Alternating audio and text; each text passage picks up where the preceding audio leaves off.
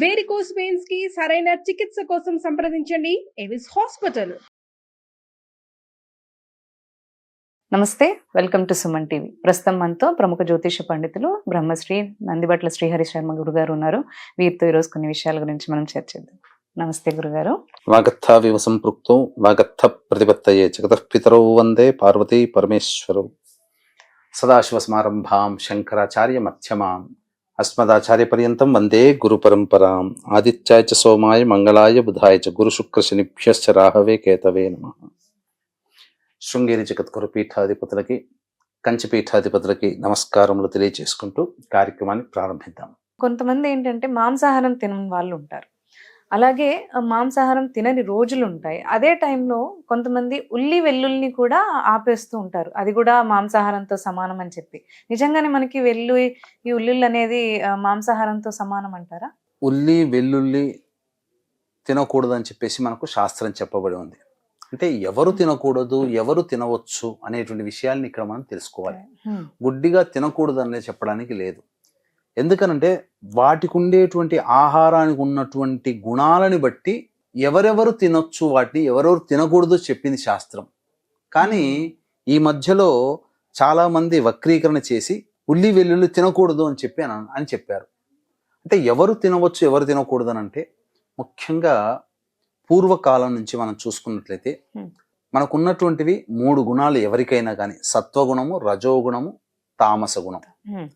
కాబట్టి ఈ సత్వగుణము అనేటువంటిది పాటించేటువంటి వాళ్ళు ఎవరు అంటే బ్రాహ్మణులు, సాధువులు, సన్యాసులు, మఠాధిపతులు, పీఠాధిపతులు, అలాగే సమాజం కోసం పాటుపడేటువంటి వాళ్ళు, మంచి చెడు మంచి మార్గంలో అందరినీ పయనింప చేయాలని ఆలోచన చేసేటువంటి సంఘ సంస్కర్తలు, ఇటువంటి వారు ఉల్లి వెల్లుల్లి తినకూడదు అని చెప్పి శాస్త్రం చెప్పబడి ఉంది.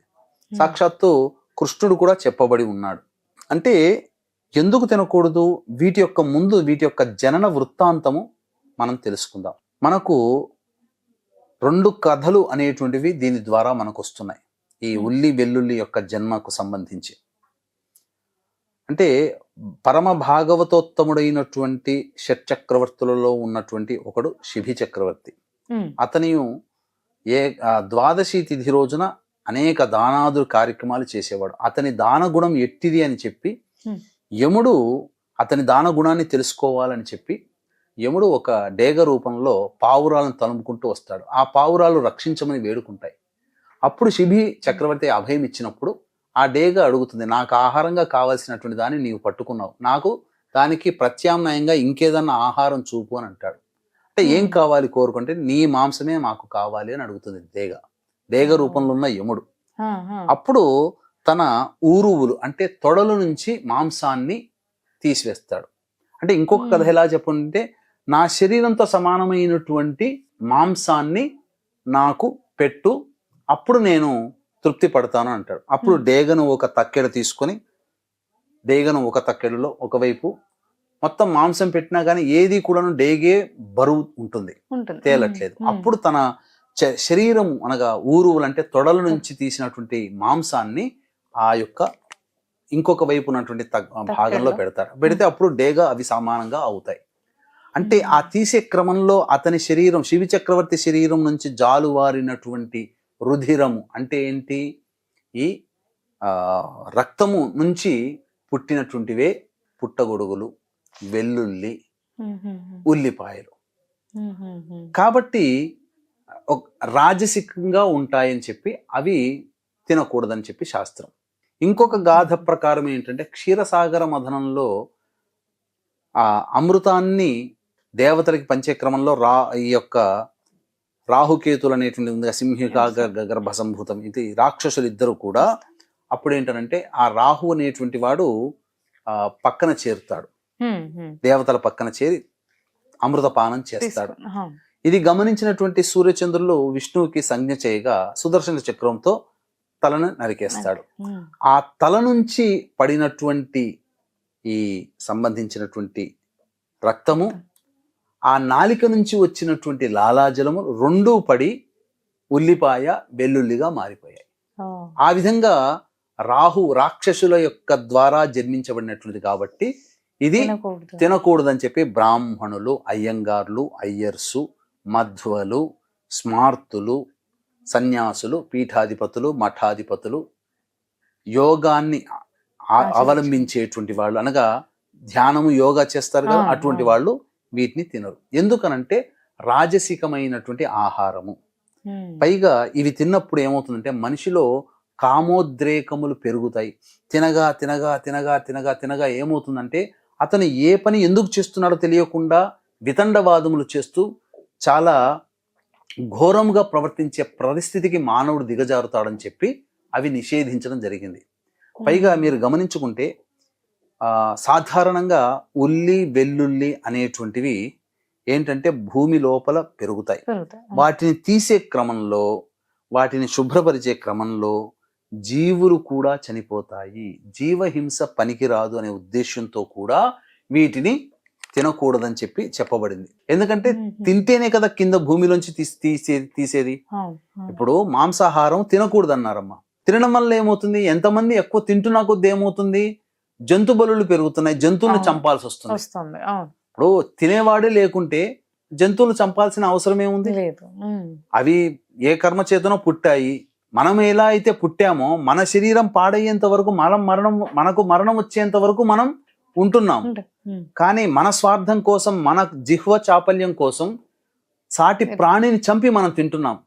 దాని పాపము, దాని ఘోష మనం తినే వాళ్ళకందరికి. ఇప్పుడు తినేవాళ్ళు ఏంటంటారు, ఇంట్లో మేము తెచ్చుకున్నాము తింటున్నాము, మాకేంటి, కొట్టేవాడు, చంపేవాడు, అమ్మేవాడికి వస్తుంది పాపం అంటారు. కాదమ్మా, నువ్వు తినకపోతే అమ్మేవాడు ఎందుకు అమ్ముతాడు? అంతే కదా. నువ్వు తినడం ఆపేస్తే అమ్మేవాడు అమ్మడు, వేరే వ్యాపారం చేసుకుంటాడు, అమ్మాల్సిన అవసరం ఏముంది? కాబట్టి మాంసాహారం అన్ని వేళలా పనికిరాదమ్మా. పైగా జీవహింస అని చెప్పాను కదా, ఆ జీవహింస కూడా చేయడానికి ఇష్టపడేవాళ్ళు కారు పూర్వీకులు. అందుకే ఉల్లి వెల్లుల్లి నిషేధించారు. పైగా ఈ పుట్టగొడుగులు పండేటువంటి ప్రాంతం ఏదైతే ఉంటుందో సకల మలినాలతో కూడుకున్నటువంటి ప్రాంతంలోనే పుడతాయి. అనగా ఫంగస్ ఎక్కువగా ఉన్న చోటనే కదా పుట్టేది పుట్టగొడుగులు. ఇప్పుడు చెట్టు మొదట్లో పుడతాయి, ఎక్కడో గోడకి తేమ ఇవన్నీ ఎక్కువగా ఉన్న చోట పుట్టగొడుగులు పుడతాయి. ఇప్పుడు అది ప్రోటీన్ ఆహారంగా మారింది. అంటే సామెత కూడా ఉంది, ఉల్లి చేసే మేలు తల్లి కూడా చేయదు అని చెప్పేసి. కొన్ని రకాలైనటువంటి వాటికి ప్రధానంగా ఈ వెల్లుల్లిని ఉపయోగిస్తారు. ఈ రోజుల్లో మనకు వెల్లుల్లిని రెబ్బలు తీసి చక్కగా వాటికి ఘాటు పెట్టి అది తేనెలో గనక కొన్ని రోజులు ఉంచి, ఒక 40 రోజులు ఉంచి ప్రతిరోజు ఒక వెల్లుల్లి తింటే మనకు ఈ యొక్క కొలెస్ట్రాల్ అనేటువంటిది కరిగిపోతుంది. ఆరోగ్య విషయంలో వాడుకోవచ్చు, కొన్ని సందర్భాల్లో వాడుకోవచ్చు.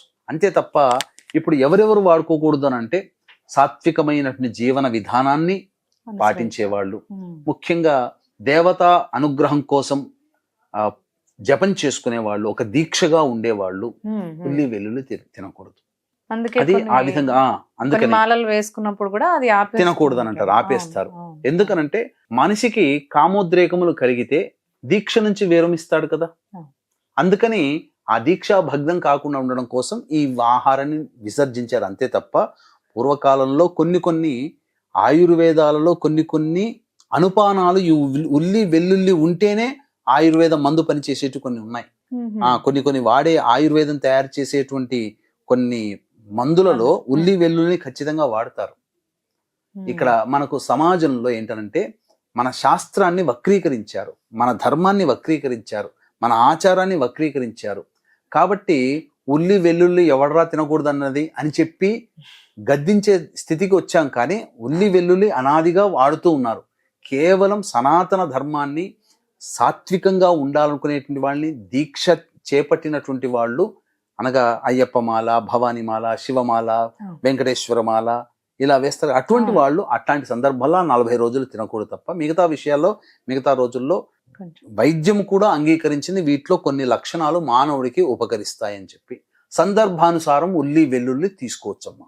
ధన్యవాదాలండి. సర్వం శ్రీ ఉమామహేశ్వర పరబ్రహ్మార్పణమస్తు.